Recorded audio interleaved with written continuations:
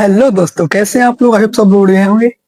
तो आज मैं आपके लिए कुछ वायरल क्वेश्चन लेके आया हूँ, जो मैं पूरी किताब से आपके लिए ये क्वेश्चन कराने वाला हूँ। तो ये क्वेश्चन जो वायरल क्वेश्चन कराऊंगा, ये क्वेश्चन आपके लिए मिलने वाले हैं एग्जाम में। बहुत ही 100% मैं कह सकता हूँ कि ये एग्जाम में आपके क्वेश्चन मिलने वाले हैं, क्योंकि वो क्वेश्चन है जो मैंने बहुत सारे अनसोल्व का एनालिसिस किया है, उनसे निकाले हुए हैं। तो ये एक नंबर वाले क्वेश्चन होने वाले हैं, तो इसमें बहुत सारे क्वेश्चन जो है कवर करने वाले हैं, जिसमें सभी सेट से मैंने उठाए हैं क्वेश्चन, तो वो सब मैं कराने वाला हूँ। ये पूरी किताब से क्वेश्चन होने वाले हैं, तो अब हम देखते हैं क्वेश्चन कौन कौन से हैं। पहले मैं अपना बोर्ड सही कर लूँ। बोर्ड अभी मेरा कनेक्ट नहीं हुआ है अच्छे से। ये हो गया। अब मेरा बोर्ड कनेक्ट हो चुका है। तो मैं ये जो क्वेश्चन लेके आया हूँ, आपके पीवाईक्यू ने प्रीवियस ईयर के हिसाब से लेके आया हूँ क्वेश्चन। इसमें एक नंबर वाले सभी क्वेश्चन करने वाला हूँ, जो आपके लिए एग्जाम में देखने को मिलने वाले हैं। तो सबसे पहले हम बात करते हैं कि पहला पहला क्वेश्चन कौन सा है। तो पहला क्वेश्चन है, इसमें दिया हुआ है कि अनुवांशिकी को परिभाषित कीजिए, यानी अनुवांशिक को परिभाषित कीजिए। और ये कौन सा 2025 में आया हुआ है? ये जो 2025 का पेपर था, उसमें ये क्वेश्चन आया हुआ था। इसमें पूछा है कि अनुवांशिकी को परिभाषित कीजिए।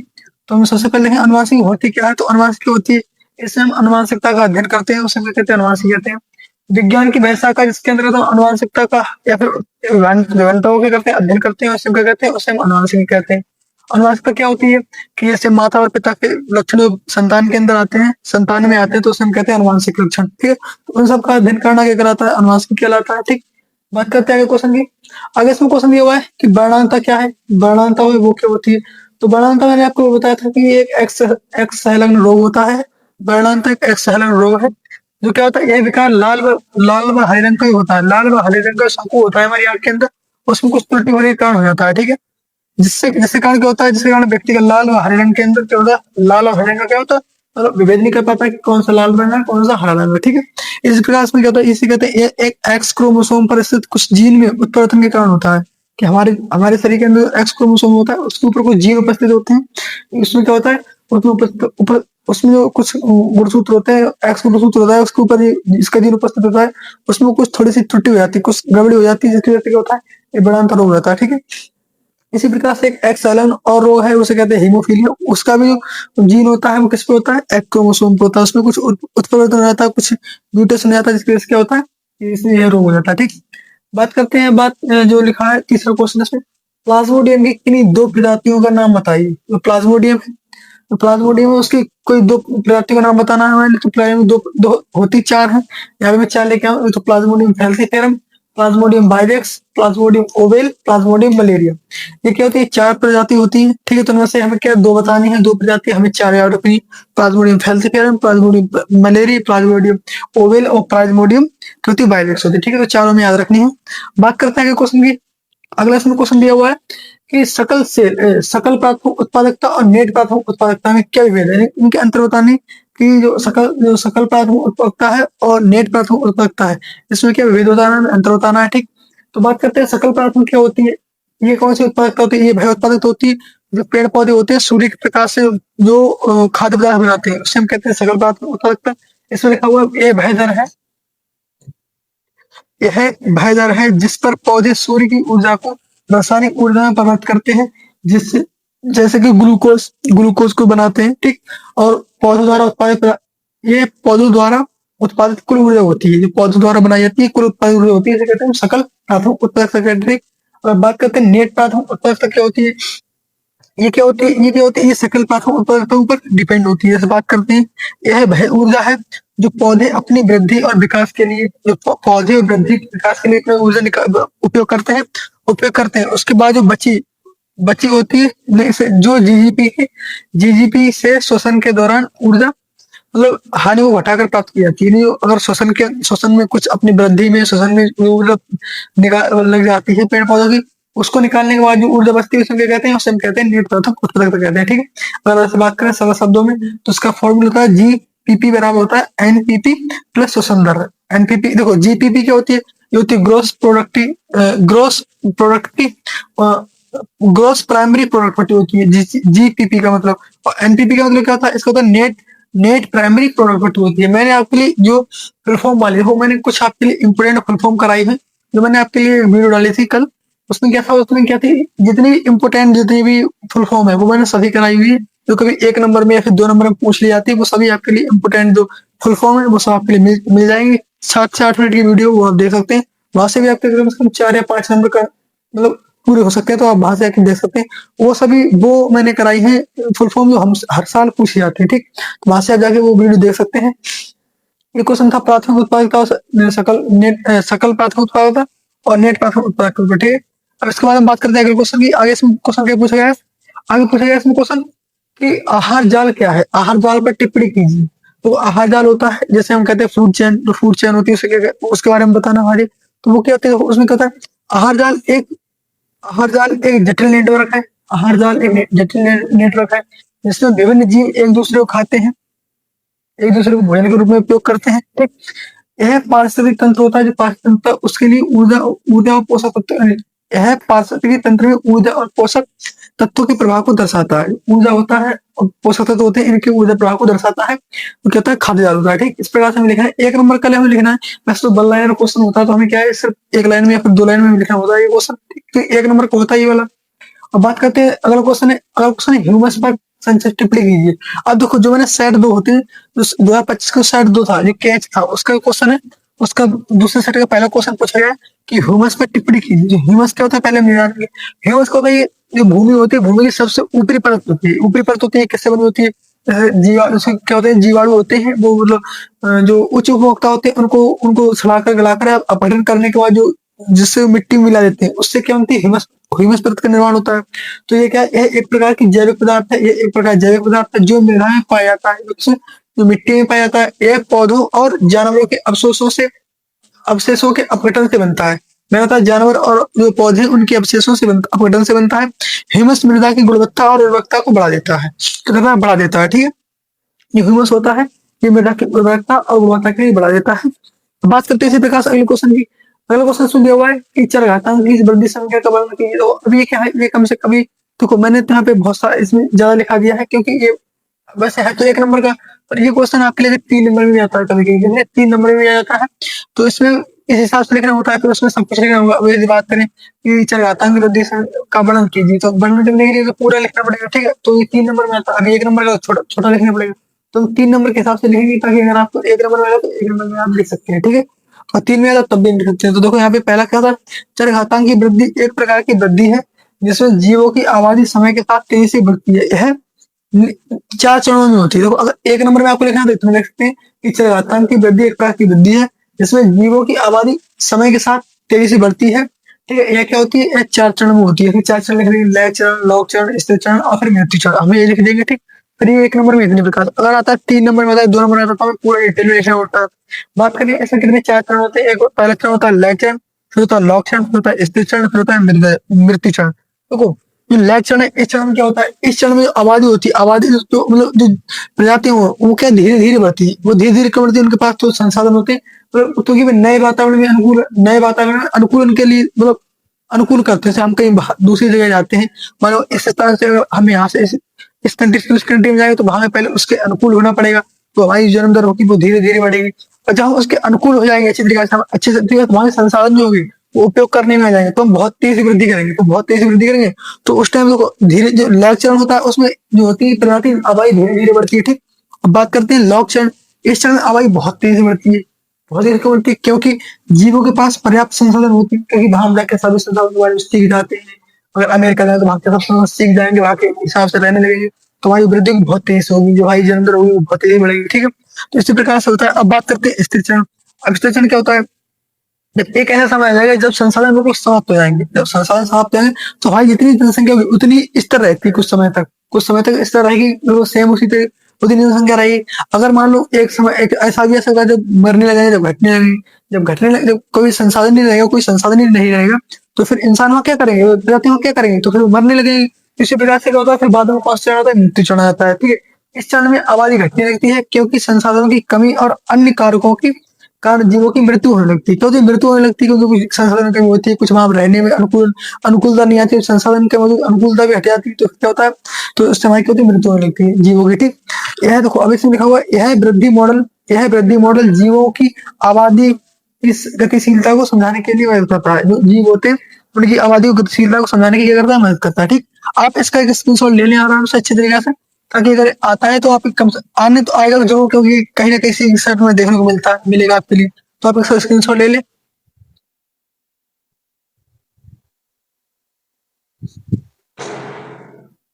बात करते हैं अगले क्वेश्चन की। आगे इसमें क्वेश्चन दिया हुआ है, आगे इसमें क्वेश्चन दिया हुआ है एंटीटॉक्सिन क्या है। अब बात करते हैं एंटीटॉक्सिन। देखो एंटी का मतलब क्या होता है, एंटी का मतलब होता है प्रति, मतलब विपरीत। जैसे मान लो अगर यहाँ पर एंटीटॉक्सिन, एंटीटॉक्सिन एंटी माने विपरीत और टॉक्सिन माने जहर, यानी जहर के विपरीत, यानी जो जो जहर के लिए साफ करता है, जो जहर के लिए नष्ट करता है, उसे हम कहते हैं एंटीटॉक्सिन कहते हैं। ठीक है, तो यहाँ पे दिया एंटीटॉक्सिन क्या है, ऐसे पदार्थ है क्या, यहाँ पे एक पदार्थ प्रतिरक्षी है। ऐसे हम यहाँ पे सीधे लिख देते हैं, हमें ये सब याद नहीं रहता है तो हम लिखेंगे ऐसे पदार्थ जो जहर के लिए नष्ट करते हैं, जो टॉक्सिन के लिए खत्म करते हैं, नष्ट करते हैं, उसे क्या करते हैं, उसके असर के लिए खत्म करते हैं, तो उसमें एंटीटॉक्सिन कहते हैं। ठीक है, तो ये लिखा हुआ है एंटीटॉक्सिन एक प्रकार की प्रतिरक्षा है, प्रतिरक्षी है, जो जीवाणु या फिर अन्य रोग जनकों द्वारा उत्पादित की जाती है, जो जीवाणु द्वारा बनती है, अन्य रोग जनकों द्वारा उत्पादित की जाती है। उत्पादन नहीं, उसके द्वारा उत्पादित उत्पादित टॉक्सिन को, जो टॉक्सिन होता है, जो क्या होता है, जहर होता है, जो रोग जनकों या फिर जीवाणु द्वारा टॉक्सिन बनता है, जहर बनता है, उसको क्या कहते हैं, निष्क्रिय करता है। क्या करता है, एंटीटॉक्सिन बेटा निष्क्रिय करता है, मारता है। ठीक, यह शरीर की प्रतिरक्षा प्रणाली द्वारा उत्पादित होती है। किसके द्वारा उत्पादित होती है, जो प्रतिरक्षा प्रणाली होती है उसके द्वारा जो होता है एंटीटॉक्सिन का निर्माण होता है। ठीक, और रोगों से बचाने में मदद करता है, ये रोगों से बचाने में मदद करता है। जैसे बात करते हैं एंटीटॉक्सिन का उपयोग विभिन्न प्रकार के संक्रमण के इलाज में किया जाता है। इस बात पे डिप्थीरिया हो गया, टिटनेस हो गया और बोtulism हो गया। ठीक है, तो इस प्रकार की कुछ जो होती है बीमारी इनके का खत्म करने का, मतलब विभिन्न प्रकार के संक्रमण इनके इलाज में उपयोग किया जाता है। ठीक, इस प्रकार से लिखेंगे। अब आप यहाँ पे इसका स्क्रीन शॉट लेना चाहे तो स्क्रीन शॉट ले सकते हैं, स्क्रीन शॉट ले लें आप।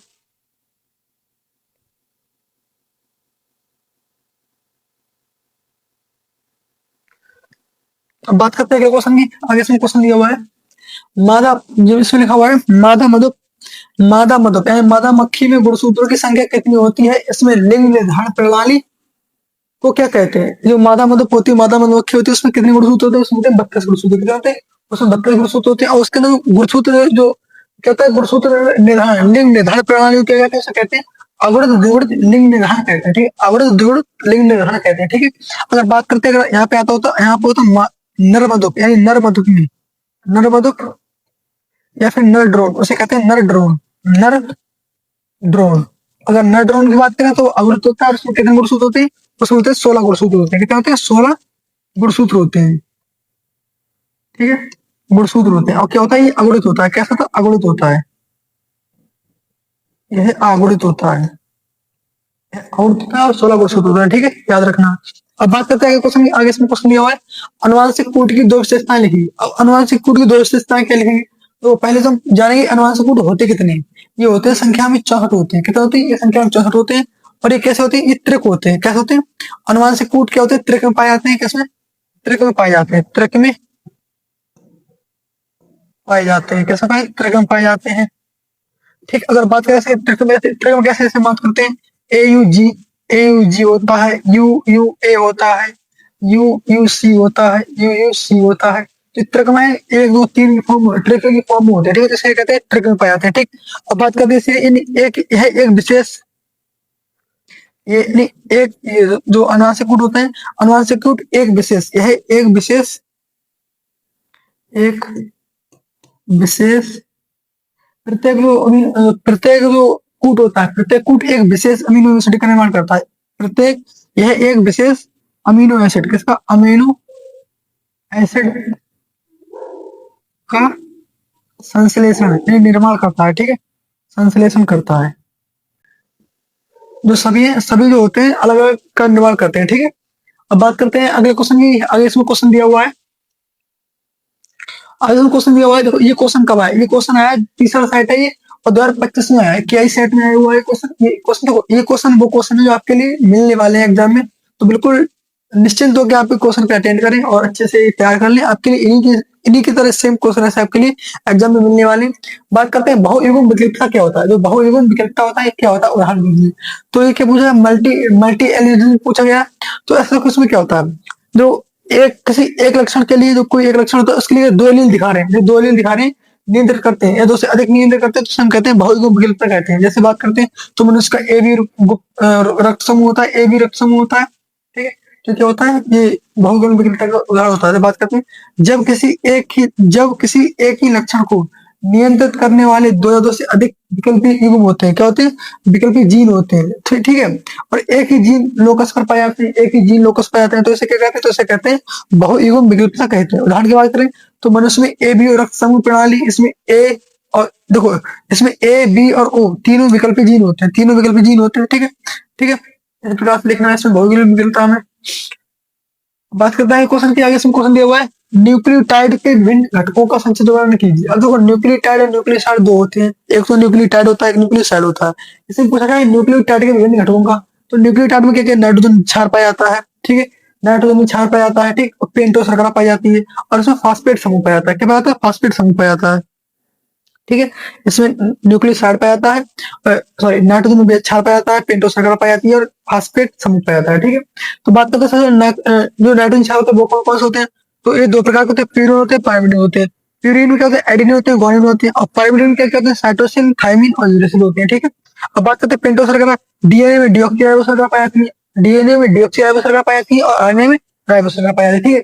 इसी प्रकार फास्फेट समूह होता है, ये शर्करा से जुड़ा हुआ होता है, ठीक। तो फास्फेट समूह होता है, शर्करा से जुड़ा हुआ होता है, और न्यूक्लियोटाइड्स को जोड़कर न्यूक्लिक अम्ल की श्रृंखला बनाता है, न्यूक्लियोटाइड्स होता है इसकी श्रृंखला बनाता है, ठीक। तो इसी प्रकार से लिखना है, आप इसका स्क्रीनशॉट ले सकते हैं, यहाँ से आप इसका स्क्रीनशॉट ले ली। बात करते हैं अगले क्वेश्चन की, आगे इसमें क्वेश्चन दिया हुआ है एक प्रत्यक्षी अणु का नामांकित चित्र बनाइए। क्या एक प्रत्यक्ष अणु है, एक प्रत्यक्ष अणु का नामांकित चित्र बनाना है। तो देखो प्रत्यक्ष अणु कैसा होता है, इस प्रकार का प्रत्यक्ष अणु होता है, ठीक है। तो बात करते हैं प्रत्यक्ष अणु की, देखो इस टाइप को होता है प्रत्यक्ष अणु, मान क्यों नहीं रहा भैया,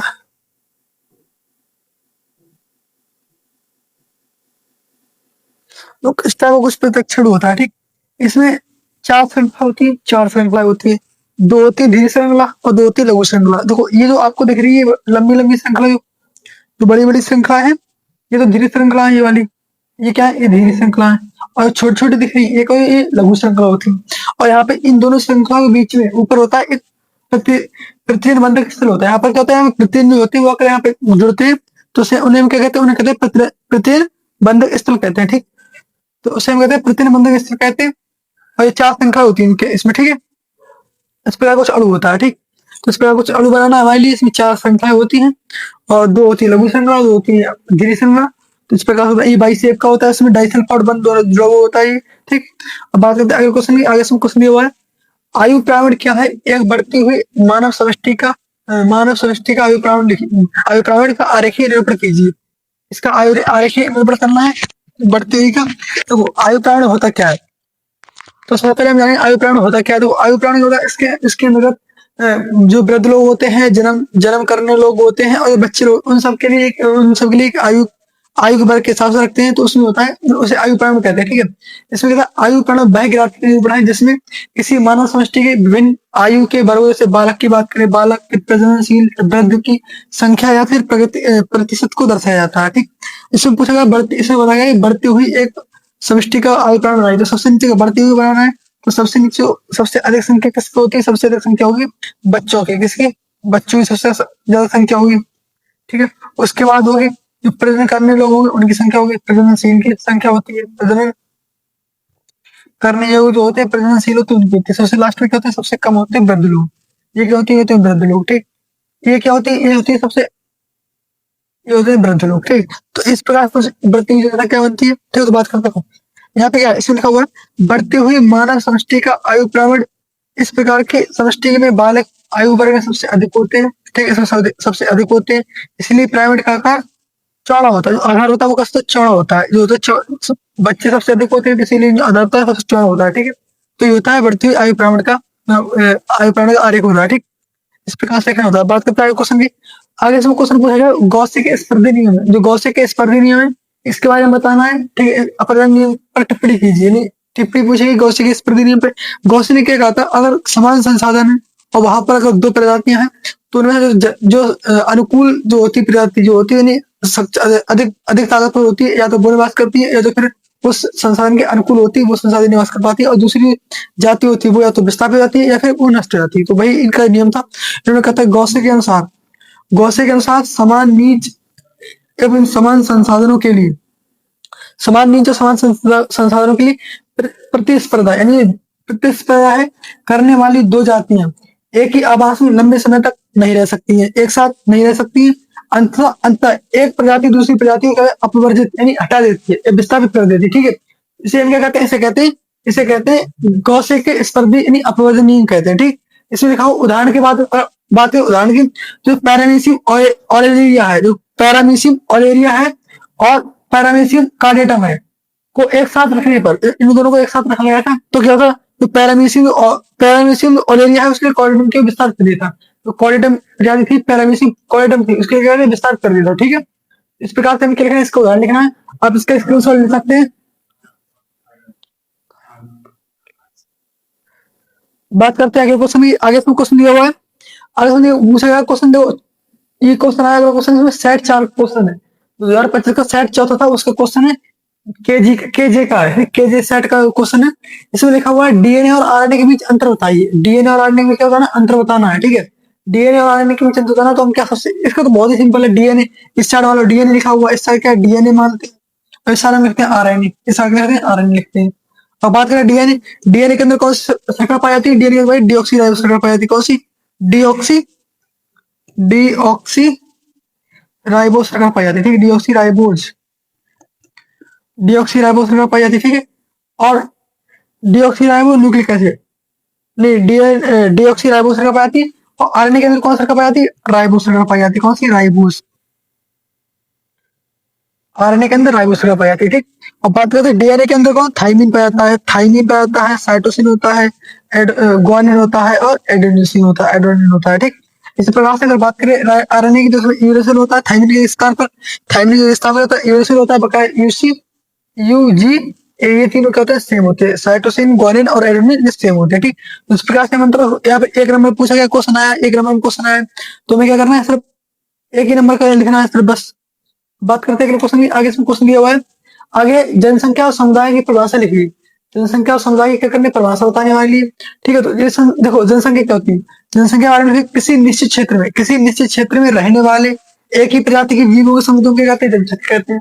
किसी एक निश्चित क्षेत्र, वहां पर एक ही जाति के लोग रह रहे हैं, उन्हें क्या कहते हैं, जनसंख्या कहते हैं। अगर बात करें समुदाय के लिए, समुदाय कहते हैं किसी निश्चित क्षेत्र में पाई जाने वाली विभिन्न प्रजातियों के सभी जनसंख्या के समूह के लिए क्या कहते हैं, उसे कहते हैं समुदाय कहते हैं। ठीक है, अगर निश्चित क्षेत्र में किसी एक प्रजाति की बात करें तो उसे जनसंख्या कहते हैं, और बहुत सारी प्रजातियों की जनसंख्या की बात करें तो उसे समुदाय कहते हैं। ठीक, इस पर बात करते हैं दूसरे क्वेश्चन की।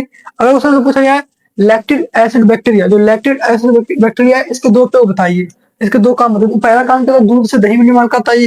पहला काम यह दूध को दही में बदलता है तथा दही के स्वाद और पाचन में क्या करता है, क्षमता बढ़ाता है। ठीक, बात करें यह हानिकारक रोगजनक जीवाणु, यह हानिकारक रोगजनक जीवाणु होते हैं, उनकी वृद्धि को रोकता है। ठीक, जो लैक्टो एसिड बैक्टीरिया होता है, ये हानिकारक जीवाणु होते हैं, उनकी वृद्धि के लिए रोकता है और आंतों के स्वास्थ्य में सहायता करता है। आंतों की स्वास्थ्य होती है उसके लिए सहायता करता है। ठीक, बात करते हैं क्वेश्चन, आगे क्वेश्चन पूछा गया है डीएनए का द्विकुंडली मॉडल का नामांकित बनाइए। डीएनए उसका द्विकुंडली मॉडल का नामांकित बनाना है, तो डीएनए का द्विकुंडली मॉडल कैसा होता है, इस प्रकार का मॉडल होता है। डीएनए का द्विकुंडली मॉडल इस प्रकार का होता है। ठीक है,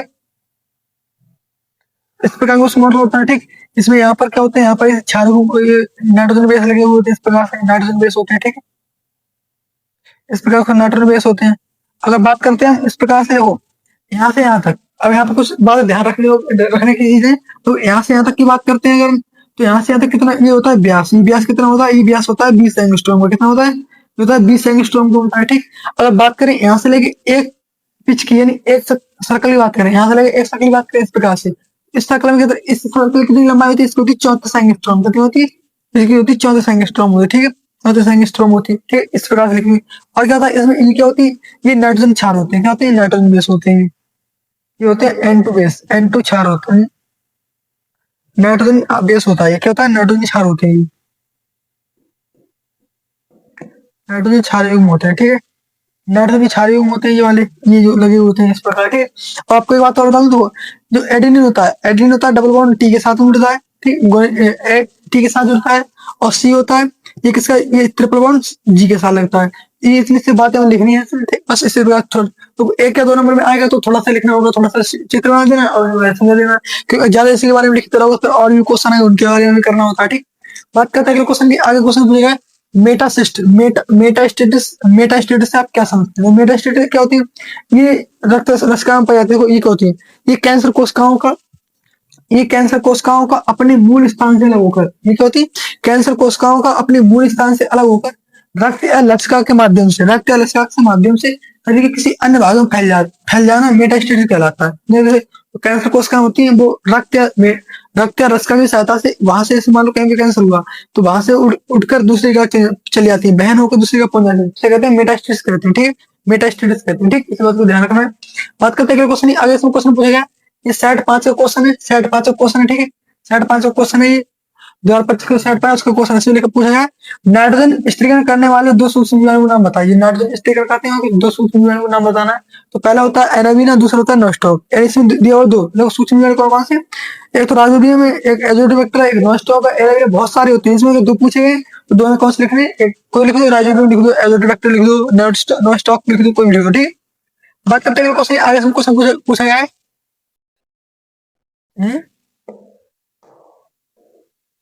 बढ़ के हैंग कर गया क्या? ओ अच्छा, इधर मच्छर बैठा हुआ है। आगे इसमें क्वेश्चन क्वेश्चन दिया हुआ है, डीएनए के विशिष्ट स्थान पर काटने वाले एंजाइम, जो डीएनए को विशिष्ट स्थान से काटता है उस एंजाइम का नाम बताना है। और लिखा है दो डीएनए खंडों को जोड़ने वाले एंजाइम का नाम। तो मैंने आपके लिए जो आपने, अगर आपने पिछली क्लास देखी हो तो उसमें मैंने बताया था डीएनए खंड होता है, उसके लिए कौन सा एंजाइम काटता है, एंडोन्यूक्लियस काटता है या फिर एक्सोन्यूक्लियस काटता है, उसको हम कहते हैं प्रतिबंधन एंडोन्यूक्लियस कहते हैं। ठीक, इस प्रकार तो बात करें तो जोड़ने की, जोड़ता कौन सा, लाइगेज एंजाइम होता है वो जोड़ता है। ठीक, इसी प्रकार से लिखा हुआ है रिस्ट्रक्शन एंडोन्यूक्लियस जो होता है वो क्या होता है, इसके लिए काटता है, डीएनए के विशिष्ट स्थान से काटने का काम कौन होता है, प्रतिबंधन एंडोन्यूक्लियस काटता है। ठीक, और उसी बात जोड़ने का काम कौन करता है, तो डीएनए के लिए जोड़ता कौन है, लाइगेज एंजाइम होता है। जो लाइगेज एंजाइम होता है वो जोड़ता है, और जो एंडोन्यूक्लियस होता है, जो प्रतिबंधन एंजाइम होते हैं वो क्या करते हैं, तो काटते हैं। ठीक, प्रतिबंधन एंजाइम के लिए आणविक कैंची भी कहते हैं, क्या कहते हैं, कैंची भी कहते हैं, इनके लिए कौन सी, आणविक कैंची भी कहते हैं। बात करते हैं अगले क्वेश्चन, आगे क्वेश्चन दिए गए, अनिषेक जनित फल क्या है, एक उदाहरण दीजिए। अब मैंने आपको कई बार क्वेश्चन करा चुका हूँ अपनी वीडियोज में कि जो फल बिना निषेचन के निर्माण होता है, जिन फल का निर्माण बिना निषेचन होता है उन्हें कहते हैं अनिषेक फल कहते हैं। उदाहरण के बात करें केला हो गया। ठीक है, जो फल बिना निषेचन के बनते हैं उन्हें कहते हैं अनिषेक फल कहते हैं। बात करें केला हो गया। ठीक, अगला क्वेश्चन दिया हुआ है, अनुलेखन क्या है। अनुलेखन क्या है, तो एक या दो नंबर में आया, तुम कैसे लिखेंगे। अनुलेखन क्या होता है, डीएनए के आनुवंशिक संदेश की प्रतिलिपि बनाकर एमआरएनए का निर्माण करना। किसका, एमआरएनए का निर्माण करना, इसे कहते हैं अनुलेखन। इस प्रक्रिया को कहते हैं, इस प्रक्रिया को कहते हैं अनुलेखन प्रक्रिया कहते हैं। ठीक है, अनुलेखन कहते हैं। ठीक, अब बात करें अगर एमआरएनए से क्या बने, प्रोटीन बनाए, क्या बने, प्रोटीन बनाए हम। प्रोटीन में तो कौन सी विधि होती है, अनुवादीकरण। कौन सी होती है, अनुवादीकरण होती है, अनुवादीकरण। वो क्या होता है, अनुवादीकरण है, अनुवादित अनुवादन कहलाता है या फिर अनुवादीकरण कहलाता है। ठीक, अगर एमआरएनए से प्रोटीन बना है तो अनुवादीकरण होता है, और डीएनए से आरएनए बना है तो एमआरएनए बना है तो अनुलेखन होता है। ठीक, बात करते हैं अगले क्वेश्चन। अगले क्वेश्चन दिया है, किसी एक यौन संचालित रोग का नाम लिखिए तथा उसकी रोकथाम के उपाय के संक्षिप्त वर्णन कीजिए। ठीक, तो बात करें किसी यौन संचालित रोग की बात करते हैं, एड्स के बारे में बात कर रहे थे। इसकी रोकथाम के लिए क्या होता है, सुरक्षित यौन संबंध बनाना चाहिए, कॉन्डोम का उपयोग करना चाहिए, और एक संकेत सुई का प्रयोग नहीं करना चाहिए, या फिर जो मतलब रक्त का प्रयोग नहीं करती, सुई होती है दूसरे की, सुई नहीं करनी चाहिए, ब्लेड यूज नहीं करना चाहिए किसी दूसरे का, और एक संबंध होना चाहिए, एक ही साथ सेक्स करना चाहिए, ज्यादा सेक्सुअल पार्टनर नहीं होना चाहिए। बस इसी प्रकार से कहते हैं इसके बचाव होते हैं, एड्स से बचने के रोकथाम के उपाय होते हैं। ठीक, बात करते हैं क्वेश्चन, आगे से क्वेश्चन दिए गए, प्रभाविता और अप्रभाविता, प्रभाविता और अप्रभाविता में अंतर बताओ। ये कौन सा है, सेट 6 का क्वेश्चन है। तो क्वेश्चन सेट 6 है 2025 का, उसका एक क्वेश्चन आया है। इसमें कह रहे हैं कि प्रभाविता और अप्रभाविता अंतर बताइए। अगर बात करें प्रभाविता, प्रभाविता क्या होती है, अप्रभाविता क्या होती है। प्रभाविता किसी क्रिया या प्रतिक्रिया के अधिकतम व सही परिणाम, या तो अधिकतम होगा या फिर सही परिणाम होगा, उसे कहते हैं प्रभाविता कहते हैं। और अगर न्यूनतम परिणाम होगा या फिर गलत होगा परिणाम तो उसे कहते हैं, उसे अप्रभाविता कहते हैं। तो बात करते हैं किसी प्रक्रिया या फिर किसी क्रिया प्रक्रिया का कम या अपेक्षित परिणाम, यानी कम हो या फिर बहुत थोड़ा सा, अगर उसका परिणाम उसका रिजल्ट बहुत थोड़ा है तो उसे कहते हैं अप्रभावित। अप्रभाविता अधिक रिजल्ट निकलता है, अधिक मात्रा में उसका रिजल्ट निकलता है तो उसे कहते हैं प्रभाविता कहते हैं। ठीक है, बस ये होगी प्रभाविता अप्रभाविता। बात करते हैं आगे इसमें क्वेश्चन में, आगे क्वेश्चन देखो, मानव जीवनों की कुछ मुख्य विशेषताओं की बात बताइए, कुछ बताइए। मानव जीनोम है, इसकी मुख्य विशेषता बतानी है, ठीक है। तो मानव जीनोम क्या होता है वो हम जानेंगे। तो मानव जीनोम के लगभग कितने 2000 से 25,000 कैसे जीन पाए गए थे। मानव जीन देखो ऐसे लिखा हुआ, मानव जीनोम में लगभग दो 20,000 से लेके 25,000 तक, नहीं 20,000 से लेके 25,000 जीन पाए जाते हैं, ठीक। और जीन छोटे छोटे खंडों से एक्सोन हो गया, इंट्रॉन हो गया, इनमें बटे हुए होते हैं। या तो एक्सोन में बटा हुआ है, फिर इंट्रॉन में बटा हुआ है, इस प्रकार से जीन होते बटे हुए होते हैं। और बात करते हैं अधिकांश जीन प्रोटीन बनाने में सक्षम होते हैं। बहुत सारे जीन होते हैं प्रोटीन बनाने में सक्षम होते हैं, जबकि कुछ नॉन कोडेड आरएनए बनाते हैं। जो कुछ जीन होते हैं वो क्या होते हैं, नॉन कोडेड आरएनए बनाते हैं। और फिर इसी प्रकार से जो मानव जीन हो गए, इसमें लगभग कितने 3 × 10⁹ 9, 3 × 10⁹ 9 कितने बेस पेयर पाए जाते हैं, कितने 3 बिलियन बेस पेयर पाए जाते हैं, ठीक है।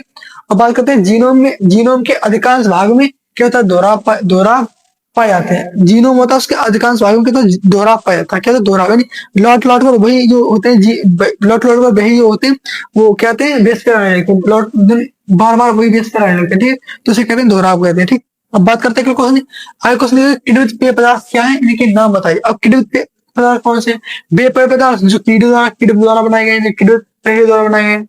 बे बे पेय पदार्थ वे पेय पदार्थ जो जीवाणु द्वारा या फिर किण्वित करके बनाए गए हैं, उन्हें क्या कहते हैं, उन्हें किण्वित पेय पदार्थ कहते हैं। जैसे बात करते हैं बे पेय पदार्थ जिन्हें खमीर या बैक्टीरिया की सहायता से शर्करा किण्वित होकर एथेनॉल कार्बन डाइऑक्साइड में बदल जाती है, किण्वित पेय पदार्थ कहलाते हैं, ठीक है। जैसे बात करें एथेनॉल दारू हो गया, अल्कोहल होगी, वो सब क्या है, पुराने बियर हो गई, वाइन हो गई, या फिर दही या छाछ हो गया, ये सब क्या है, ये किण्वित पेय पदार्थ है, ठीक है।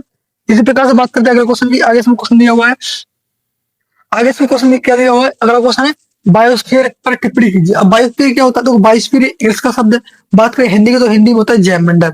और जैवमंडल क्या होता है, जहां पर जीवित लोग रहते हैं, जीवित जनजाति रहती है, जीवित प्रजाति रहती है, उसे कहते हैं जैवमंडल। तो इसमें लिखा हुआ है बायोस्फीयर पृथ्वी का वह हिस्सा है जहाँ सभी जीवित प्राणी और पौधे रहते हैं। इनमें भूमि हो गई, जल और वायुमंडल का हिस्सा शामिल होता है, ठीक है। इसमें सभी हिस्सा शामिल होते हैं, भूमि भी होती है, जल भी होता है, सब कुछ होता है, ठीक। जो जीवन के लिए अनुकूल है, किसके लिए अनुकूल है, जीवन के लिए। अब इन सब चीजों की आवश्यकता होती है जीवन के लिए, वायुमंडल की आवश्यकता होती है, जल की आवश्यकता होती है, भूमि की आवश्यकता होती है, ठीक। बायोस्फीयर जीवन की सुरक्षा, पोषण और ऊर्जा चक्र के लिए क्या बहुत ही महत्वपूर्ण है। जो बायोस्फीयर है, जो वायुमंडल है, जो जैवमंडल क्या है, सुरक्षा के लिए, जीवन की सुरक्षा के लिए, पोषण के लिए, ऊर्जा के लिए बहुत ही महत्वपूर्ण है, ठीक है। बात करते हैं अगले क्वेश्चन की। आगे इसमें क्वेश्चन दिया हुआ है कि स्वस्थानी और वायस्थानी संरक्षण पर टिप्पणी कीजिए, अंतर बताइए। स्वस्थानी मतलब क्या होता है, इन-सिटू, और वायस्थानी मतलब होता है एक्स-सिटू होता है, ठीक है। बात करते हैं ये वो संरक्षण है किसका, जैसे जीवों का, जो जीव जातियां होती हैं, जीवों की जाति होती है, उनका संरक्षण करना। एक जगह या तो संरक्षण करें, कुछ जनजाति होती है, बात करें कुछ जनजातियों का संरक्षण सरकार ने कहा कि भारत सरकार, बहुत सारी सरकार है, उन्होंने क्या किया, हर देश में अलग अलग वो क्या है, जंगल में कुछ स्थान बना दिए जहाँ पर जो जनजाति सुरक्षित रह रही है। और कुछ ऐसे स्थान बनाए जहाँ पर जू बना दिए, चिड़ियाघर हो गए, ये सब बना दिए, वहां पर जनजाति सुरक्षित की। अगर बात करें जंगल में जहाँ सुरक्षित जनजाति की है, अगर मान लो ये जंगल है और ये जंगल के अंदर जाति है वो सुरक्षित रखी गई है, सुरक्षित रह रही है, ठीक है, उनकी देख रेख हो रही है, तो उसे कहते हैं स्वस्थानी कहते हैं, ठीक। अगर बात करें बाइस्थान है, तो बाइस्थान में क्या होती है, जैसे बाइस्थान यहाँ से उठा के जनजाति कोई दूसरी जगह पर लेके आ गए, यहाँ सुरक्षित कर दी, यहाँ से जनजाति उठाई, कोई भी जीव लेके आया यहाँ पर ला कर सुरक्षित कर दिया, तो इसे कहते हैं एक्स-सिटू या फिर कहते हैं बाइस्थानी, ठीक है। यही सब लिखा हुआ है। देखो, प्रजातियां अपने प्राकृतिक आवास में सुरक्षित रहती हैं, तो उसे क्या कहते हैं, उसे कहते हैं स्वस्थानी कहते हैं। जैसे अगर जंगल में है, जंगल में स्वस्थानी, जंगल में कुछ जातियों के लिए पकड़ के हम लोग एक घेरा बना दिया, कुछ बना दिया, वहां पे सुरक्षित रह रही, तो उसे कहते हैं स्वस्थानी। अगर बात करते हैं बेप्राकृत वातावरण में बाहर रखी जाती, यदि कहीं और रखी जाती है, बात करें जू में रख दी या फिर कहीं और जगह रख दी, तो वहां पे क्या होता है, तो उसे कहते हैं बाइस्थानी कहते हैं। इसमें एग्जाम्पल हो गया राष्ट्रीय उद्यान हो गया और अभ्यारण्य हो जाएगा। और इसमें क्या होगा, चिड़ियाघर हो गया, वनस्पति उद्यान हो गया और जीव बैंक हो गया। इन सब में अगर संरक्षित की जा रही है तो क्या एक्स-सिटू, और अगर अपने स्थान पे मूल स्थान पे की जा रही है तो भी इन-सिटू या फिर स्वस्थानी, ठीक है। इसी प्रकार से क्वेश्चन था, और ये बहुत ही इंपोर्टेंट क्वेश्चन है, कई क्वेश्चन मतलब कई सेट में देखने को मिला है, तो फिर ये इंपोर्टेंट है याद रखने का, ठीक। बात करते हैं क्वेश्चन, आगे इसमें क्वेश्चन दिया हुआ है प्यूरिन और पायरिमिडीन। जो प्यूरिन और पायरिमिडीन की बात करते हैं, इनमें क्या होता है, अंतर बताना। तो हम एक साल ले लेंगे प्यूरिन, एक साल ले लेंगे पायरिमिडीन,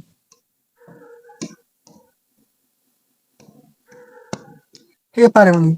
तो प्यूरिन में क्या क्या पाया जाता है, प्यूरिन के अंदर क्या क्या होता है, प्यूरिन के अंदर पाया जाता है एक होता है एडेनिन और ग्वानिन।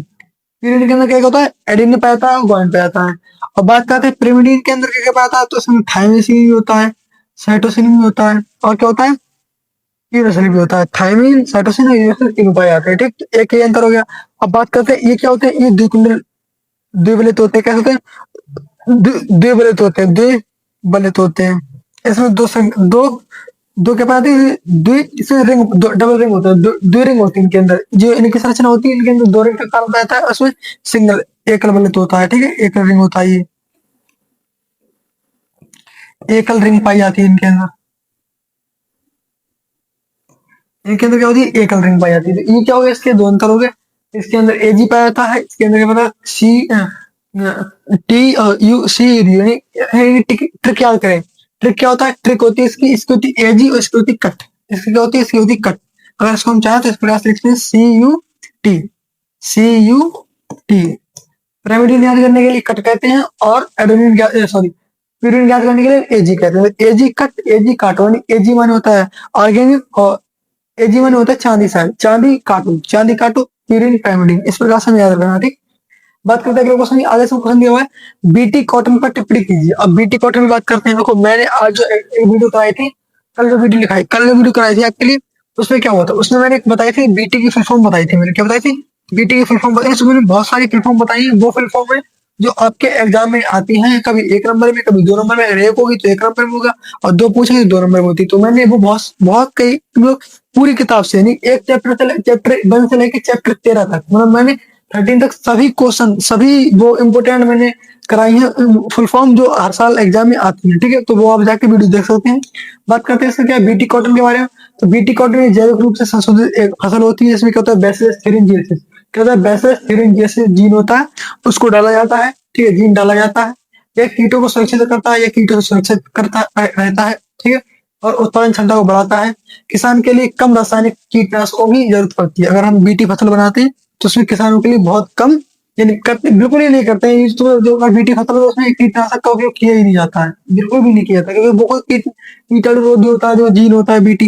ठीक है, बात करते हैं अगले क्वेश्चन, आगे से क्वेश्चन ये है, टाइफाइड ज्वर पर टिप्पणी की। टाइफाइड ज्वर की बात करें तो टाइफाइड ज्वर फैलता कैसे, सारा टाइफी बैक्टीरिया होता है, इससे फैलता है। ठीक, यह खराब पानी, अस्वच्छ अस्वच्छ भोजन से फैलता है। ठीक, लक्षण क्या होता है, बुखार होता है, कमजोरी होता है, पेट दर्द होता है। और टीकाकरण और सफाई से क्या होता है, बचाव होता है इसका।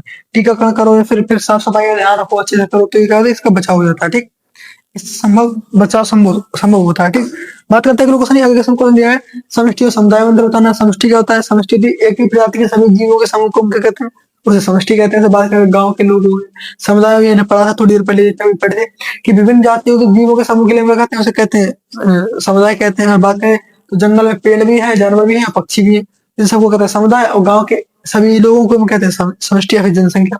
ठीक, बात करते हैं क्वेश्चन, आगे से क्वेश्चन दिया हुआ है, पारिस्थितिकी तंत्र है। पारिस्थितिकी तंत्र में मानव के महत्व को समझाइए। जो पारिस्थितिकी तंत्र है उसमें मानव के महत्व को समझाइए। तो इनका महत्व बहुत निम्नलिखित है, तो इस प्रकार से मानव पारिस्थितिकी तंत्र का वह हिस्सा है, वह तंत्र का हिस्सा है, और प्राकृतिक संसाधनों पर निर्भर करता है। किस पर, प्राकृतिक संसाधनों पर निर्भर करता है। वह उत्पादकता, ऊर्जा चक्र और जैव विविधता को प्रभावित करता है। किसको ऊपर प्रभावित करता है, उत्पादकता को प्रभावित करता है, ऊर्जा चक्र को प्रभावित करता है, और जैव विविधता को प्रभावित करता है। ठीक, इसी अगर बात करते हैं क्वेश्चन आगे, सॉरी आगे दिया है, मानव के सही उपयोग से, मानव के सही उपयोग से संतुलन बनता है, और अतिदोहन से क्या होता है, तंत्र में बहुत प्रभावित होता है। अगर सही से उपयोग करेगा तो क्या होगा, तो मतलब उसका जो, अगर सही से उपयोग करेगा तो संतुलन बना रहेगा। अगर अतिदोहन करेगा, ज्यादा काटेगा, पेड़ पौधों को काटेगा, तो क्या संतुलन बिगड़ जाता है, और कभी जैव विविधता हानि होती है। ठीक, बस इतने क्वेश्चन थे आज के। अगर आपको क्वेश्चन अच्छे लगे हो तो वीडियो को लाइक करें, चैनल को सब्सक्राइब करें। नया चैनल है तो सपोर्ट करने की बहुत आवश्यकता है। और हम आपके लिए इसी तरीके से, आपका एग्जाम जो है, आपका एग्जाम है 23 फरवरी का, आपका एग्जाम है। हम 23 फरवरी तक आपके लिए सभी इंपोर्टेंट जितने भी क्वेश्चन है वो सब कराने वाले हैं। तो आप हमारे चैनल को सब्सक्राइब कर लें अच्छे से, बेल आइकन दबा लें, और इसी प्रकार से आपको वीडियो मिलती रहेगी। और मैंने कुछ वीडियो और भी कर रखी है इंपोर्टेंट वाली, वो आप देख सकते हैं आगे। इसी वीडियो आपको, इसी डिस्क्रिप्शन में आपको लिंक मिल जाएगी इसी वीडियो की, वो देखें। और मिलते हैं किसी नए वीडियो, तब तक के लिए धन्यवाद।